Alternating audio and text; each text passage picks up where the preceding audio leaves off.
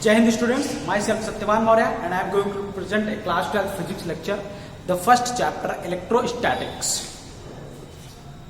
Class 12 electrostatics.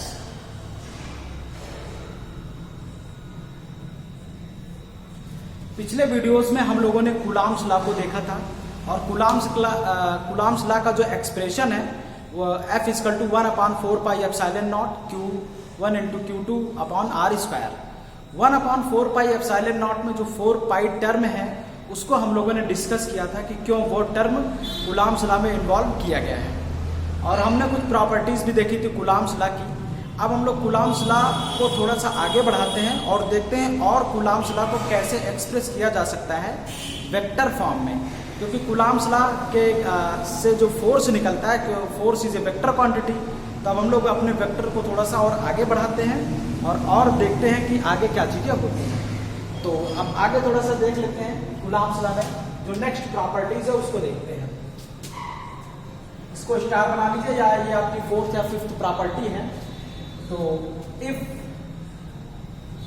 Q1 and Q2 are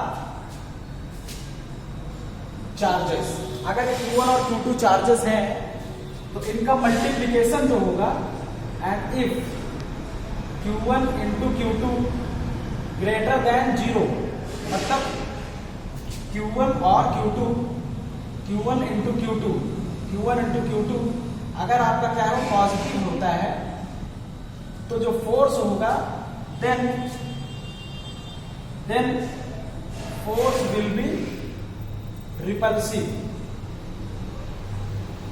तो जो हमारा कूलॉम्स फोर्स होगा या ये क्या होगा आपका पॉजिटिव होगा, और जब फोर्स आपका पॉजिटिव होगा तो फोर्स आपका रिपल्सिव काम करेगा। तो उनके बीच में जो फोर्स वर्क करेगा उसका नेचर रिपल्सिव होगा। दोनों चार्जेस एक दूसरे से दूर जाने की कोशिश करेंगे। ये हमारा Q2 है और ये हमारा Q1 है, तो इस पे इधर फोर्स लगेगा और इस चार्ज पे इस पे इधर फोर्स लगेगा।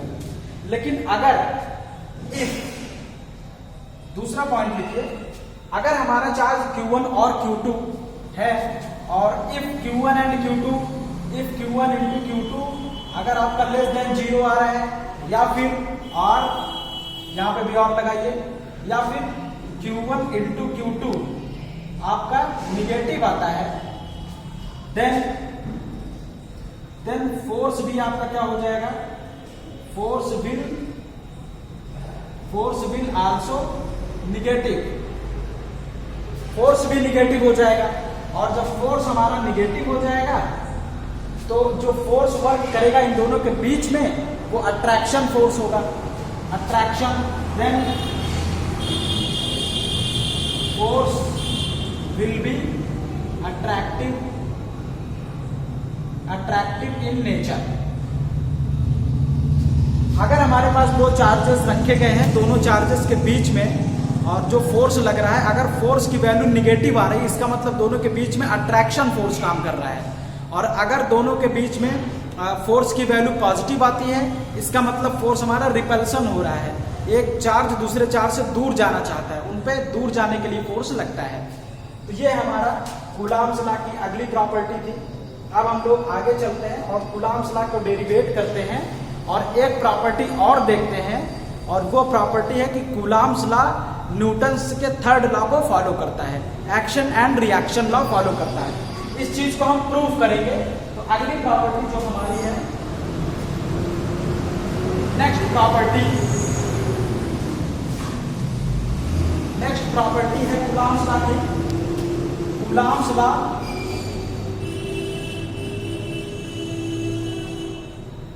Law follow the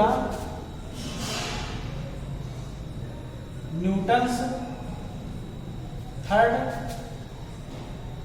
law of motion. Third law को ये फॉलो करता है, that is every action equal to negative of reaction. मतलब और ये टू बॉडी प्रॉब्लम होता है न्यूटन्स लॉ, तो उसको हम लोग यहाँ पे प्रूफ करने चल रहे हैं। तो थर्ड लॉ अभी प्रूफ करेंगे, तो आप लोग ये देखिएगा, एक्शन इक्वल टू रिएक्शन। या हम लोग को क्या प्रूफ करना है, F12 equal to minus of F21। ये डेरिवेशन हम लोग प्रूफ करने चल रहे हैं, इसको बहुत ध्यान से देखिएगा। सबसे पहले हम लोग क्या करते हैं, टू चार्जेस, डेरिवेशन बहुत ध्यान से देखिएगा, थोड़ा सा इसको हटा देते हैं। डेरिवेशन केयरफुल होकर देखिएगा। हमारे पास दो चार्जेस हैं, एक फ्रेम ऑफ रेफरेंस है और ये आपका 0 है।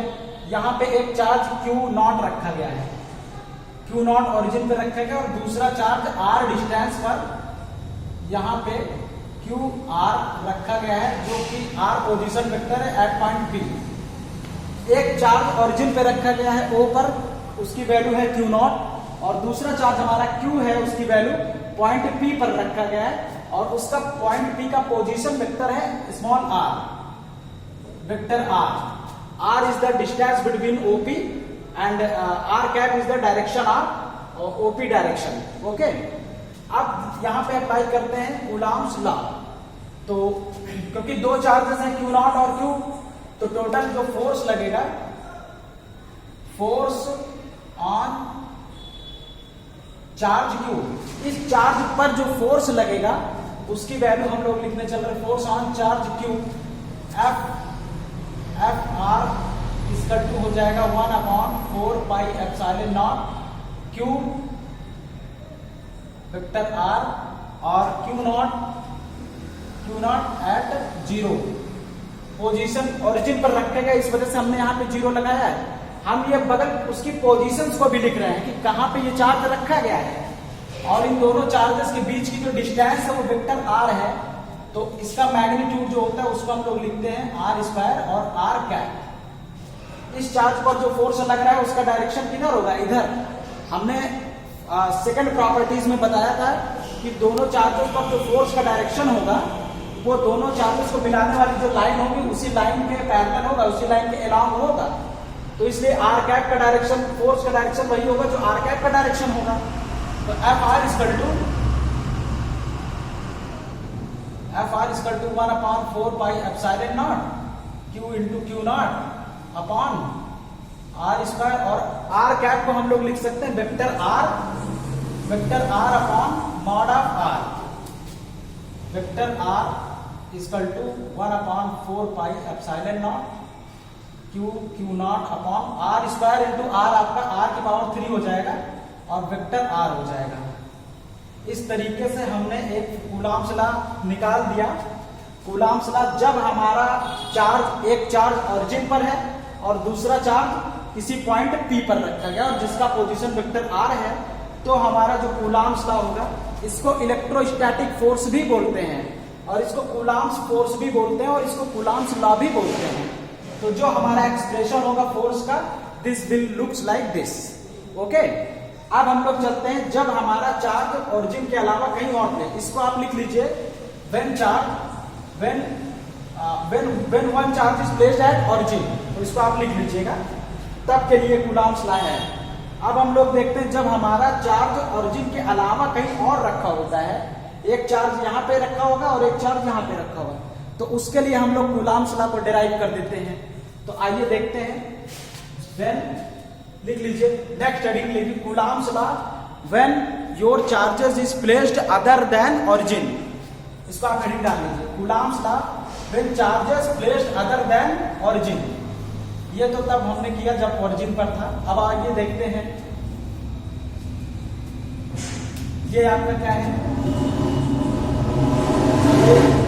This is frame of reference, और सपोज करते हैं एक चार्ज यहाँ Q1 है, Q1 is a charge having position vector R1, और यहां से जो इसकी डिस्टेंस होगी ये आपकी होगी R1, और ये पोजीशन वेक्टर है, और दूसरा चार्ज है Q2 जो R2 पोजीशन पर प्लेस्ड है, और इसका पोजीशन वेक्टर जो होगा वो R2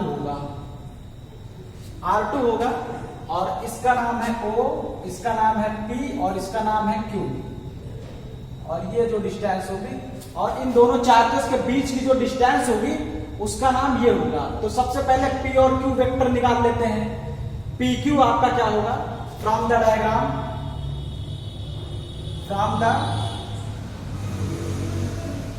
डायग्राम। वेक्टर मैकेनिक्स में हम लोग क्या करते हैं, जैसे वेक्टर मैकेनिक्स में एक ट्राइंगल होता है ABC।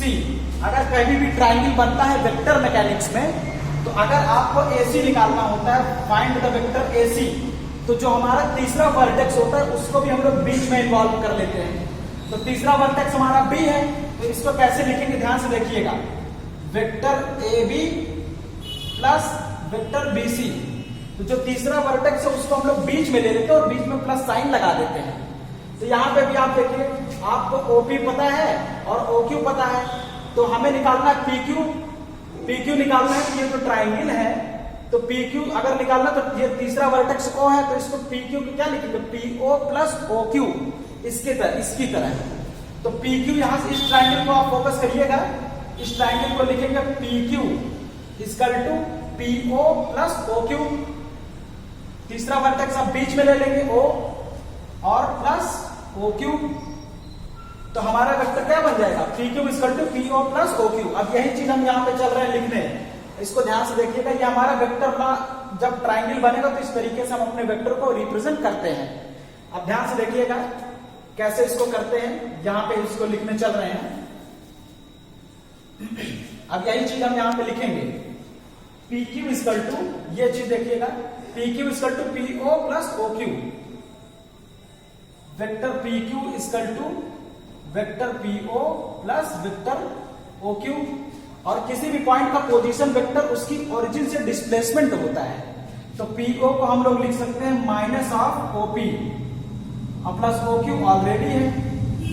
OP हमें पता है कितना है, वेक्टर R1, तो माइनस ऑफ वेक्टर R1 और प्लस OQ आपका कितना है, vector R2।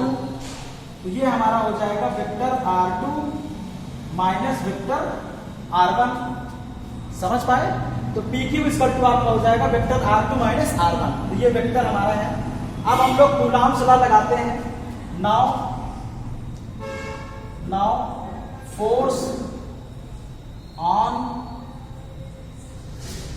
Charge Q, force on charge Q2 पर, फोर्स ऑन चार्ज Q2 एट पॉइंट Q पर चार्ज रखा हुआ है। इस चार्ज के कारण, बहुत ध्यान से समझिएगा, due to this charge force on this charge, इस चार्ज पर और इस चार्ज के कारण जो फोर्स होता है उसको हम लोग कैसे लिखते हैं, इसको देखिएगा। फोर्स किस पर, चार्ज 2 पर, किसके कारण, चार्ज 1 के कारण। तो force on charge 2 due to 1 is equal to 1 upon 4 pi epsilon not Q1, ये वाला चार्ज, क्योंकि चार्ज मल्टीपल होता है, Q1 and Q2 upon R square, और उसके R is this vector PQ square और vector PQ upon mod of PQ। Are you getting this?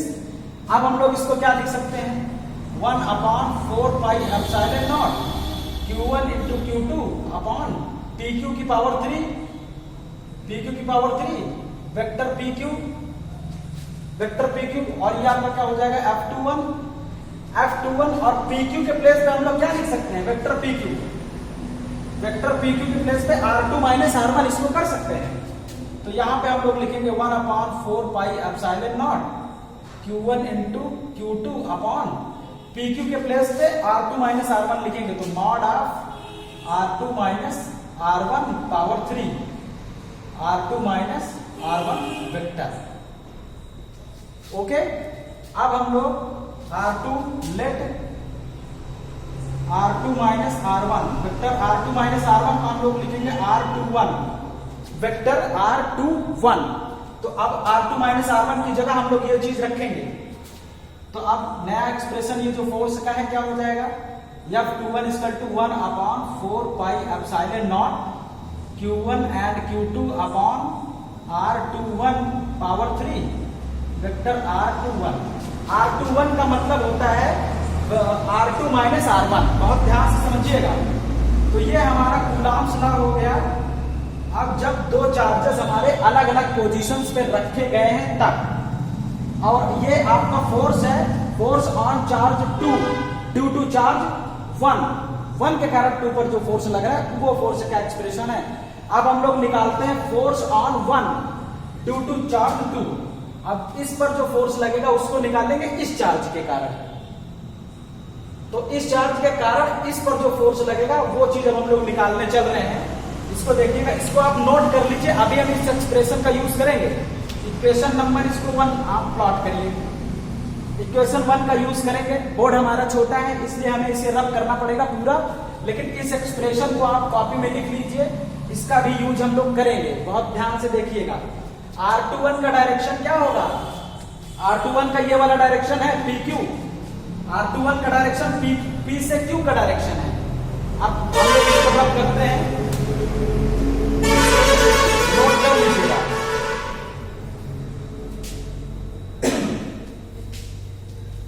Now force on charge 1 due to charge 2। अब हम लोग force on 1 इस वाले charge पर force निकालेंगे इस वाले चार्ज के कारण। तो मैं डायरेक्ट लिख रहा हूं force on Q1 due to Q2। तो F12 इज इक्वल टू आपका हो जाएगा vector F12 1/4 pi epsilon not Q1 into Q2 upon ये PQ हो जाएगा। तो मॉड ऑफ PQ स्क्वायर। अब यहां पे इस फोर्स का डायरेक्शन किधर होगा? इस साइड। ये जो डायरेक्शन है F12 का डायरेक्शन है, और ये वाला जो डायरेक्शन था ये डायरेक्शन था F21 का डायरेक्शन। तो F12 का डायरेक्शन इधर है, तो PQ के अपोजिट डायरेक्शन में है। तो अब हमारा जो डायरेक्शन होगा minus of vector PQ cap, minus of PQ cap. PQ की वैल्यू हम लोग निकाले थे R2 माइनस R1। तो F12 आपका हो जाएगा, आप देखिएगा 1/4 pi epsilon not Q1 into Q2 upon यहां पे हो जाएगा R2 minus R1 square minus PQ cap की वैल्यू जो हो जाएगी R2 minus R1 vector R2 minus R1 upon mod of R2 minus R1। अब उसके बाद ये मॉड और ये आपका मल्टीप्लाई हो जाएगा, पावर 3 हो जाएगा। तो F12 is equal to 1/4 pi epsilon naught. ये माइनस ये यहां पे है, ये माइनस आगे आ जाएगा यहां पे, और हो जाएगा Q1 into Q2 upon R2 minus R1 का मॉड की power 3 R2 minus R1 vector. समझ रहे हैं? इसको देखिएगा। अब उसके बाद R2 माइनस R1 को हम लोग R21 लिख सकते हैं कि नहीं? R12 equal to minus of 1/4 pi epsilon not Q1 into Q2 upon R21 power 3, और यहां पे हो जाएगा R21 वेक्टर। ओके। अब 1/4 पाई एप्सिलॉन नॉट पीछे आप पलट के देखिए, अभी थोड़ा सा पीछे करके 1/4 pi epsilon not Q1 into Q2 upon R21 power 3। R21 को हम लोग लिख सकते हैं F12 इक्वल टू माइनस ये वाला साइन रहेगा, और इस पूरे की वैल्यू आपको क्या हो जाएगी? F21। तो वेक्टर F21। अब ये वाला एक्सप्रेशन बहुत ध्यान से देखिए, डिस्कशन ऑन एक्सप्रेशन 2। ये हमारा इक्वेशन है, और ये यहां से इस तरीके से, और हमने इसके प्लेस पे क्या होता है? इसके प्लेस पे हमने अभी पीछे देखा था F21 equal to 1/4 pi epsilon not Q1 into Q2 upon R21 power 3 R21 vector. ये चीज हम लोगों ने पीछे देखा था, उसी चीज को अब हम लोग यहाँ इसके प्लेस पे ये वैल्यू रख दिए F21। तो F12 equal to minus of F21, और F12 आपका फोर्स था on charge 1 due to the charge 2, और F21 आपका फोर्स है on charge 2 due to charge 1। और इस वाला फोर्स, इस पर जो फोर्स लग रहा है वो इस पर जो फोर्स लग रहा है, इन दोनों अपोजिट फोर्सेस हैं। इसका मतलब ये हुआ कि ये वाली बॉडी इस वाली बॉडी पर जो फोर्स लगा रही है वही फोर्स, इसका मैग्नीट्यूड देखिए, ध्यान से देखिए। अब ये एक्सप्रेशन हम लोग के चल रहे हैं, डिस्कशन ऑन दिस एक्सप्रेशन। देखिएगा, अब मैं इसको रब कर रहा हूं पूरी चीज। अब हम लोगों ने ये प्रूफ कर दिया F12 इक्वल टू F21, ये चीज अब हमने प्रूव कर दिया। F12 equal to minus half F21, तो अब इसका मॉड ले लेते हैं, mod of F21 equal to mod of F12, minus sign चला जाएगा, लोप हो जाएगा माइनस साइन। इसका मतलब ये हुआ जितना फोर्स इस चार्ज पर लग रहा है उतना ही फोर्स इस चार्ज पर लगेगा। लेकिन अगर डायरेक्शन को इन्वॉल्व करेंगे तो डायरेक्ट ये वाला, इस पर जो फोर्स लगेगा वो इधर होगा और इस पर जो फोर्स लगेगा इस वाले फोर्स का अपोजिट डायरेक्शन होगा। इसका मतलब ये हुआ कि जब दो चार्जेस आपस में इंटरेक्ट करते हैं तो इस चार्ज पर जो फोर्स लगता है वही फोर्स, उतना ही फोर्स इस चार्ज पर भी लगता है, लेकिन डायरेक्शन अपोजिट होता है। और न्यूटन्स लॉ भी तो यही कहता है कि एक्शन इक्वल टू रिएक्शन, कि जब किसी बॉडी पर एक्शन होता है तो उसका अपोजिट रिएक्शन होता है। और ये एक्सप्रेशन आपका बताता है कि force, electrostatic force is a two body problem. एक बॉडी, एक चार्ज से कोई फोर्स नहीं एक्सपीरियंस हो सकता है। पॉइंट ये प्रूफ है, this is a proof. What is proof? Proof, single charges कभी भी electrostatic force of attraction repulsion कर ही नहीं सकते हैं, क्योंकि ये आपका टू बॉडी प्रॉब्लम है। एक बॉडी अगर एक्सपीरियंस करेगा तो एक बॉडी फोर्स लगाएगा, और दूसरा बॉडी अगर फोर्स एक्सपीरियंस कर रहा है तो ये वाली बॉडी फोर्स लगाएगी। बॉडी, ये प्रॉब्लम ही टू बॉडी प्रॉब्लम है। Are you getting this? तो इसका मतलब अगर ये इलेक्ट्रोस्टैटिक फोर्स एक्सपीरियंस करना है तो दूसरा चार्ज लेके आना पड़ेगा। एक चार्ज से कभी भी आप इलेक्ट्रोस्टैटिक फोर्स का एक्सपीरियंस कर ही नहीं सकते। अगर यहाँ पे Q1 चार्ज रखा है तो दूसरा चार्ज लाएंगे तभी आप इसके फोर्स का एक्सपीरियंस कर पाएंगे। अगर आपकी बॉडी यहां न्यूट्रल बॉडी है, अगर आपकी यहां न्यूट्रल बॉडी है तब आप इसको, अगर ये चार्ज नहीं हो सकता है इसके कारण, तब हम लोग इसके फोर्स का एक्सपीरियंस नहीं कर पाएंगे। तो क्या क्या रिजल्ट निकल रहा है इस एक्सप्रेशन से? इस एक्सप्रेशन से क्या क्या रिजल्ट निकल रहा है इसको ध्यान से देखिएगा। अब प्रूफ देखिए क्या क्या चीजें हैं। सबसे पहले सारी चीजें समझ गए, सबसे पहले लिखिएगा पहली चीज कि न्यूटन्स लॉ को फॉलो करता है। न्यूटन्स लॉ फॉलोज, और दूसरा आपका है two body problem. Two body problem है आपका इलेक्ट्रोस्टैटिक फोर्स। और उसके बाद सिंगल चार्ज से कभी भी, single charge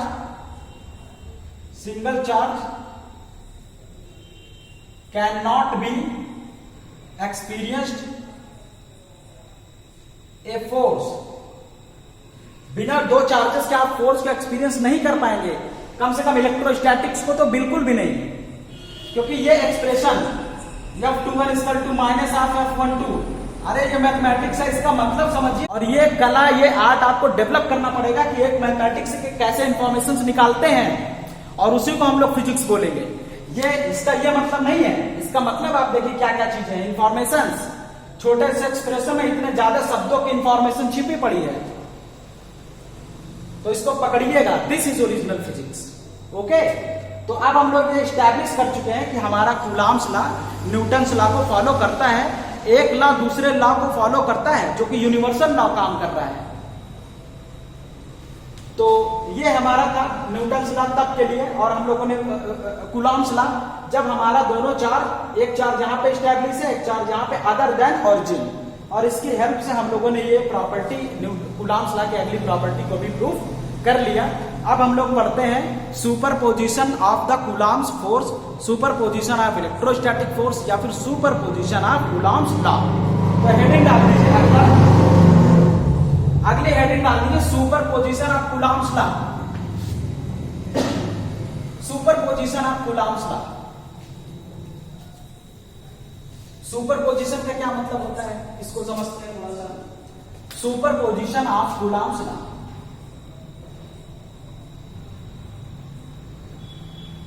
superposition of Coulomb's law,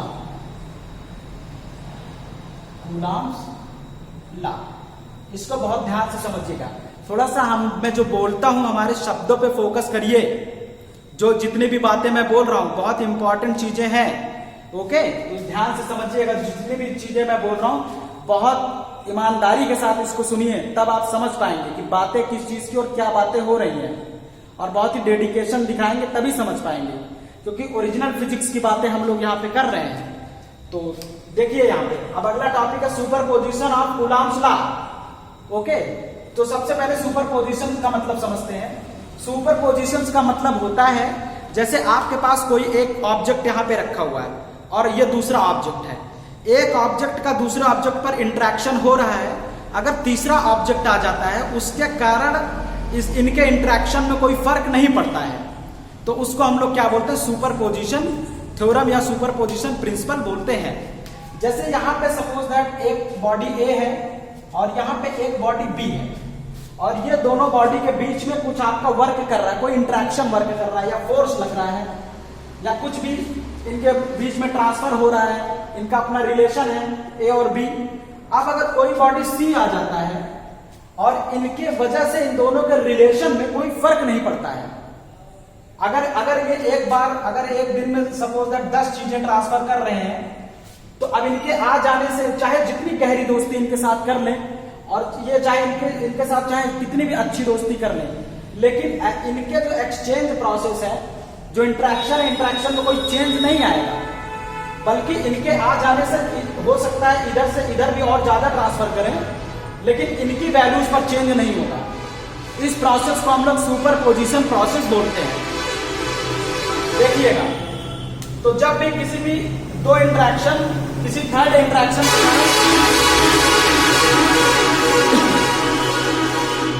जब भी किसी दो बॉडीज के बीच का जो इंटरेक्शन है किसी थर्ड बॉडी के इंटरेक्शन की वजह से अफेक्टेड नहीं होता है, उसको हम लोग बोलते हैं सुपरपोजिशन प्रिंसिपल वर्क कर रहा है। इस चीज को समझिएगा। तो आइए अब हम लोग देखते हैं पूरा कैसे ये आपका वर्क करता है। तो डायग्राम आप बना लीजिए। सपोज वी हैव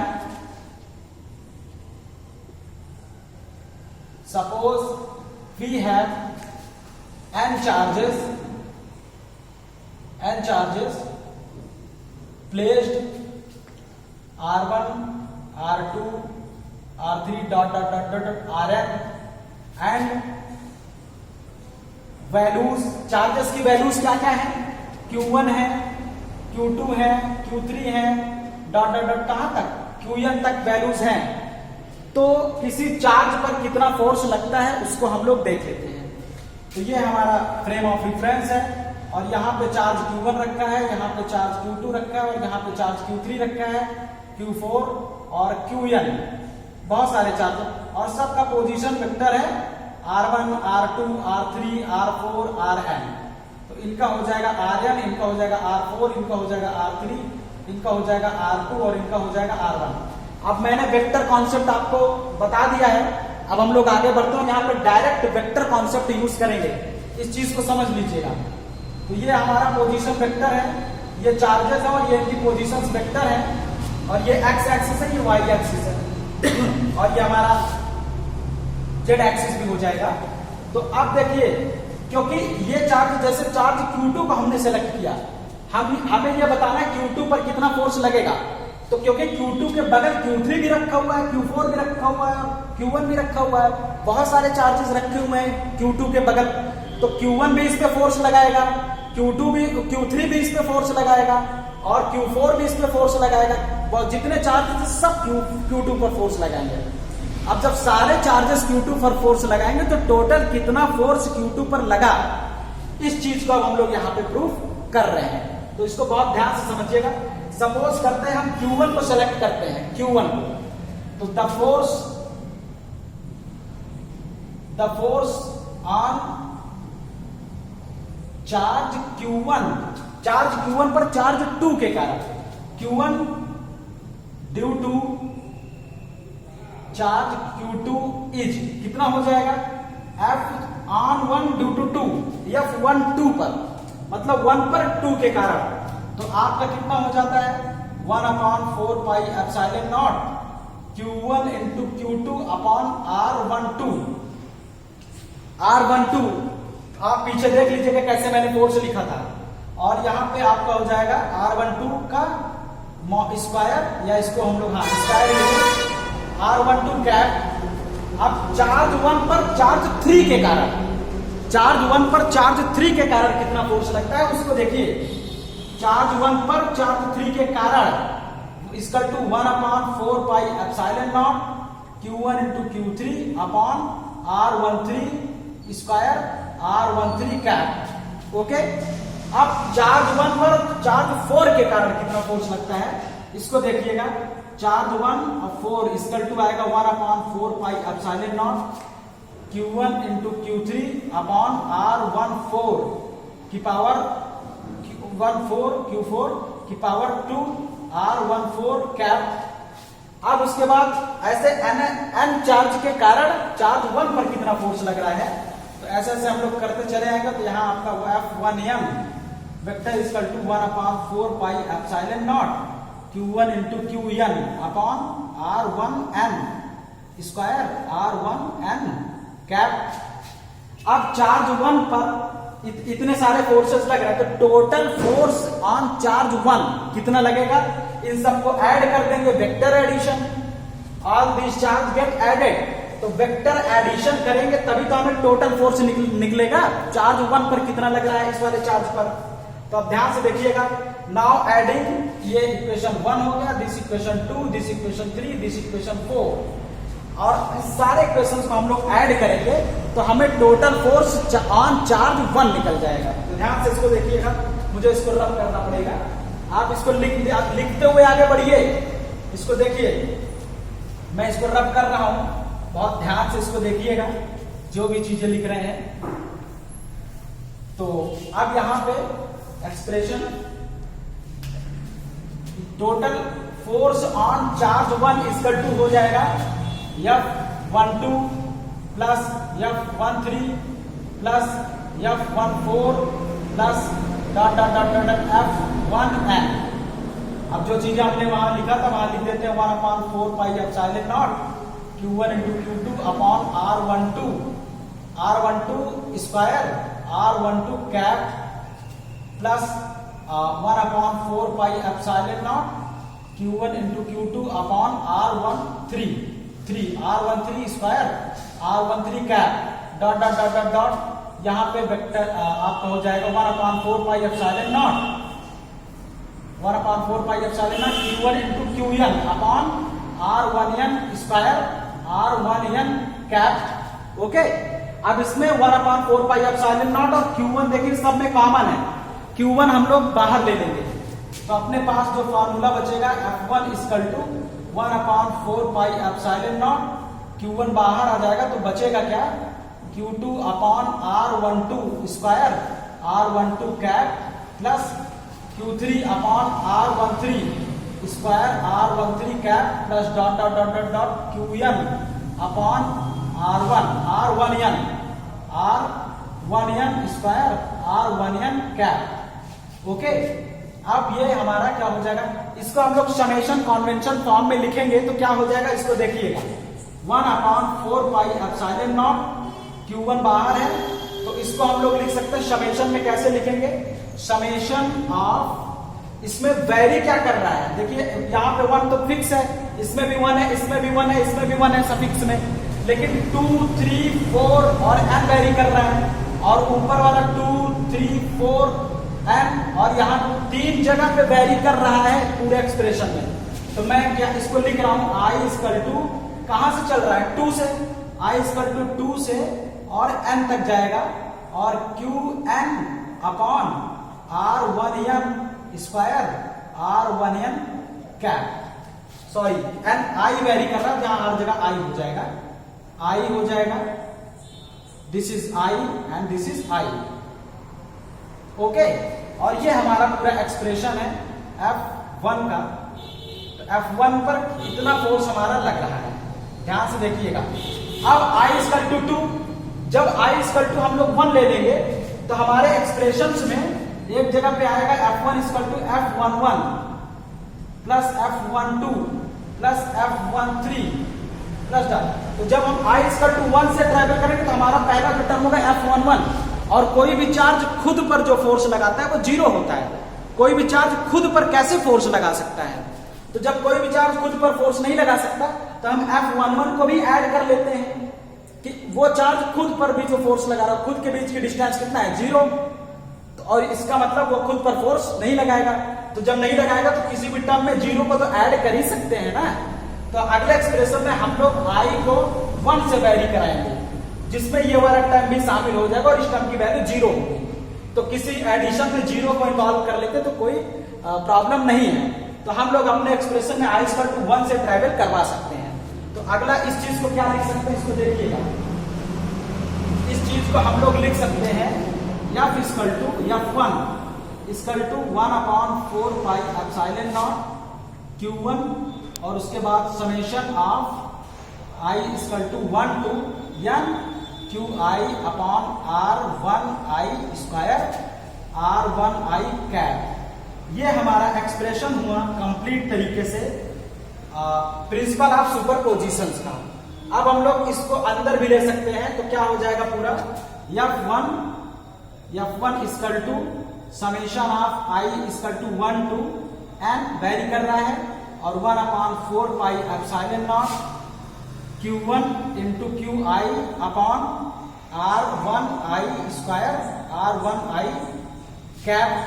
तो ये भी हमारा एक तरीके से एक्सप्रेशन हो गया, जिसमें समेशन हम लोगों ने बाहर ले लिया। Summation we have taken outside. Okay, Q1/4 pi epsilon naught non varying term, और इसको हम लोग क्या लिख सकते हैं F1I।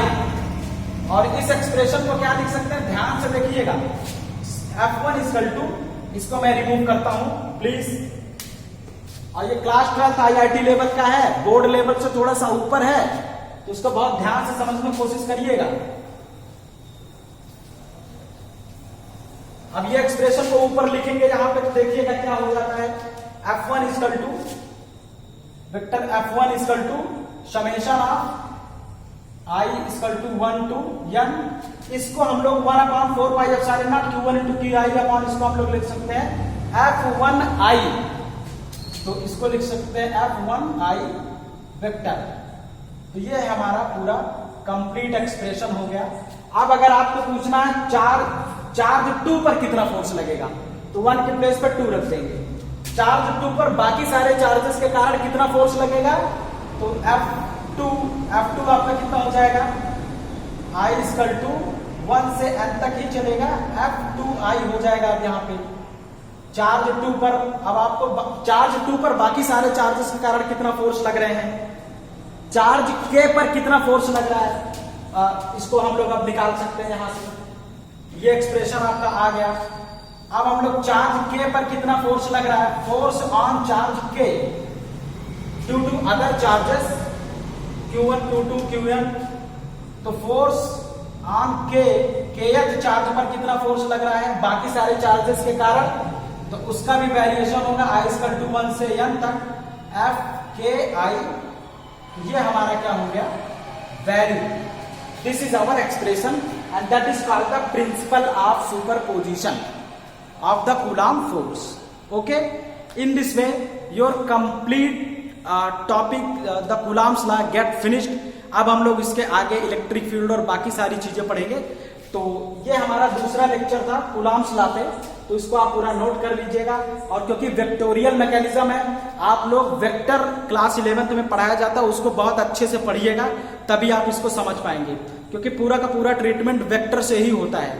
और अभी हम लोग जो है क्लास 11th की भी पूरा तैयार करेंगे, उसमें वेक्टर वगैरह सारी चीजें देखेंगे। चलिए अब मुझे इजाजत दीजिए, चलते हैं। This is very lovely salute and this is very lovely thank you for join me, thank you.